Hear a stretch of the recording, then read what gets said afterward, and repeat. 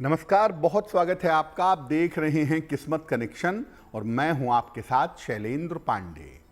दैनिक जीवन में हम अक्सर सुगंध का प्रयोग करते हैं और ये सुगंध हमारे मन को बहुत गहराई से प्रभावित करती है।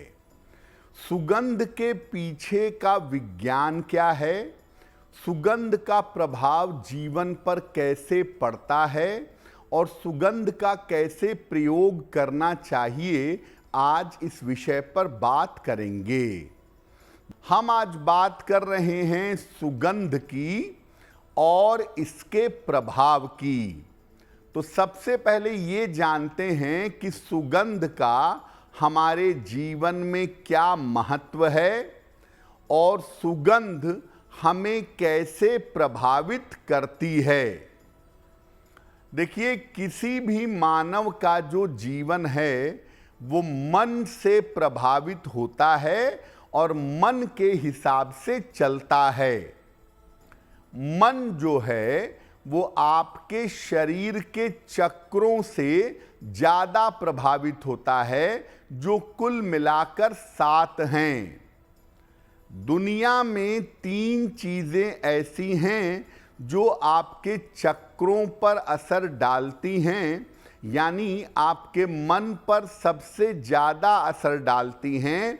वो है रंग, सुगंध और शब्द यानी मंत्र। ये आपके चक्रों पर, आपके मन पर असर डालते हैं।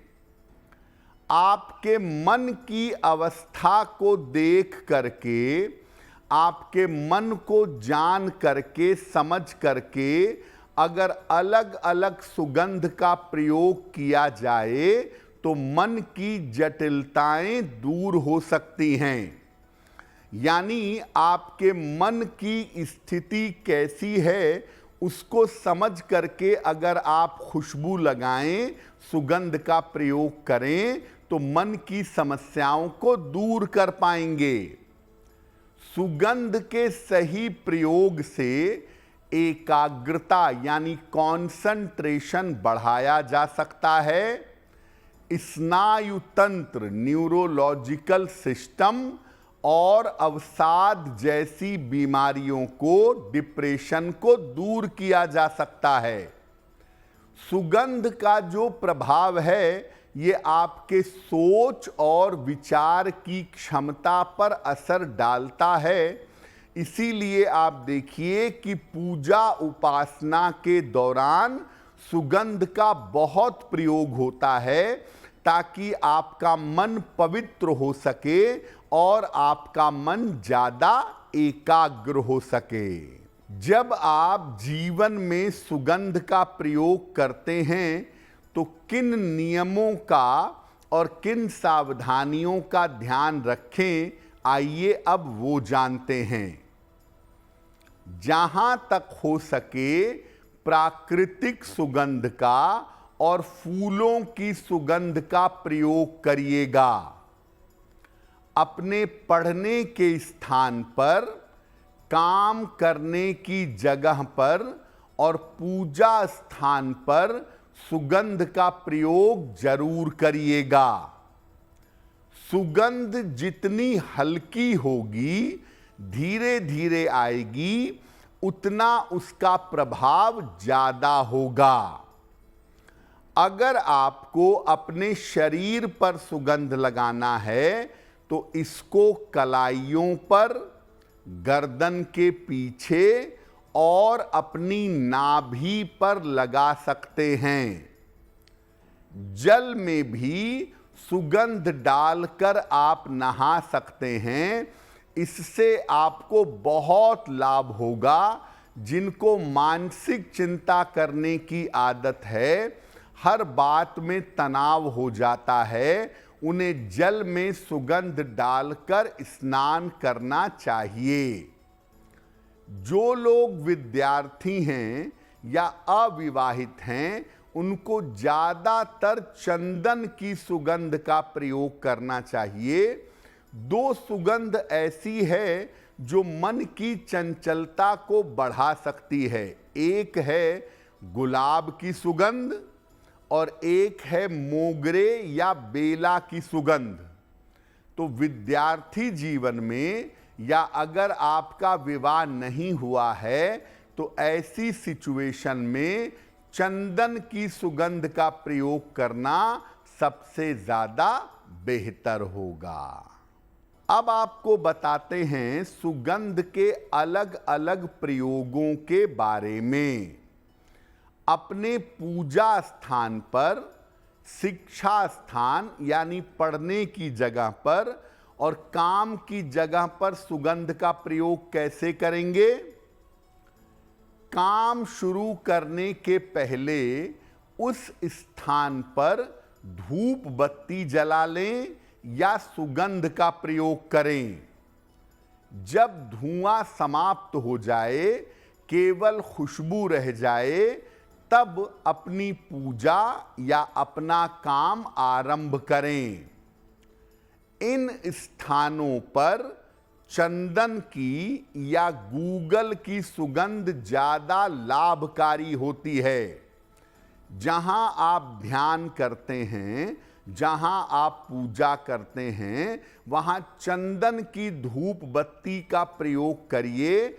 अपने मन को एकाग्र और बेहतर कर पाना आपके लिए आसान होगा। अब जानते हैं कि अगर आपको अपना स्वास्थ्य बेहतर करना है, अपनी मानसिक चिंताओं को, अपने डिप्रेशन को दूर करना है, तो सुगंध का प्रयोग कैसे करेंगे?